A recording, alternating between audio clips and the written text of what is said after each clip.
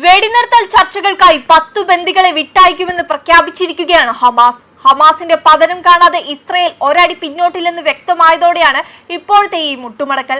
കഴിഞ്ഞ ദിവസം ചൊവ്വാഴ്ച രാത്രി വാഷിംഗ്ടണിൽ ട്രംപുമായി ഇസ്രയേൽ പ്രധാനമന്ത്രി ബെഞ്ചമിൻ നെതന്യാഹു ചർച്ച നടത്തിയിരുന്നു. ഹമാസിനെ നശിപ്പിക്കാനുള്ള ദൃഢനിശ്ചയത്തിൽ വിട്ടുവീഴ്ചയില്ലെങ്കിലും ഒരു വെടിനിർത്തൽ കരാർ വരാനിരിക്കുന്നുവെന്ന് നെതന്യാഹു അറിയിച്ചിരുന്നു.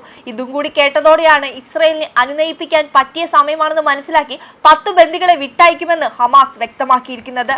ഖത്തറിന്റെ മധ്യസ്ഥതയിൽ 4 ദിവസത്തെ പരോക്ഷ ചർച്ചകൾക്ക് ശേഷമാണ് ഹമാസ് ബന്ദികളെ വിട്ടയക്കുമെന്ന് പ്രഖ്യാപിച്ചത്. 60 ദിവസത്തെ വെടിനിർത്തൽ ഉടമ്പടി ഈ ആഴ്ച തന്നെ ഉണ്ടാകുമെന്ന് US സൂചന നൽകിയിട്ടുണ്ട്. 2023 ഒക്ടോബർ 7 ഇസ്രയേലി അതിർത്തി പ്രദേശങ്ങളിൽ ഹമാസ് നടത്തിയ ആക്രമണത്തിൽ ബന്ദികളാക്കിയ 251 പേരിൽ 49 പേർ ഇപ്പോഴും തടങ്കലിലാണ്. ഇതിൽ 27 പേർ കൊല്ലപ്പെട്ടിട്ടുണ്ടെന്നാണ് ഇസ്രയേൽ പറയുന്നത്.